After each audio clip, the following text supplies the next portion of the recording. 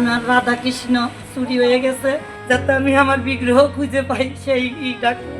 ফরিদপুরের নগরকান্দা বাজারের কেন্দ্রীয় কালী মন্দিরের তালা ভেঙে দুটি পিতলের মূর্তি চুরির অভিযোগ উঠেছে। চুরি হওয়া মূর্তি দুটির আনুমানিক ওজন 22 কেজি বলে জানা গেছে। 17 আগস্ট সকালে মন্দিরে পূজা দিতে গিয়ে মূর্তি চুরির বিষয়টি দেখতে পান মন্দিরের পূজারী রমা চক্রবর্তী। পরে মন্দির কমিটির সঙ্গে আলোচনা করে তিনি নগরকান্দা থানায় লিখিত অভিযোগ দায়ের করেন।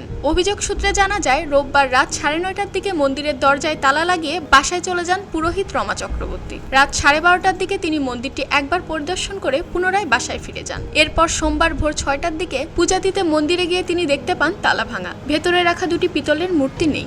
আমার রাধা কৃষ্ণ গত রাত্রি চুরি হয়ে গেছে। গোপাল হলো 4.5 কেজি কি 5 কেজি আনুমানিক, আর রাধা কৃষ্ণ যুগল প্রায় 18 কেজি, এই আনুমানিক 22 কেজি মুক্তি আমার নিয়ে গেছে। সকালে উঠে দেখি কি আমার দরজা কেসি গেট তালা ভাঙা, দরজা খোলা। কমিটির লোক ঘরে জানাইছি, থানায় গেছি, জিডি করে আইছি, যাতে আমি আমার বিগ্রহ খুঁজে পাই সেই ডাক্তার।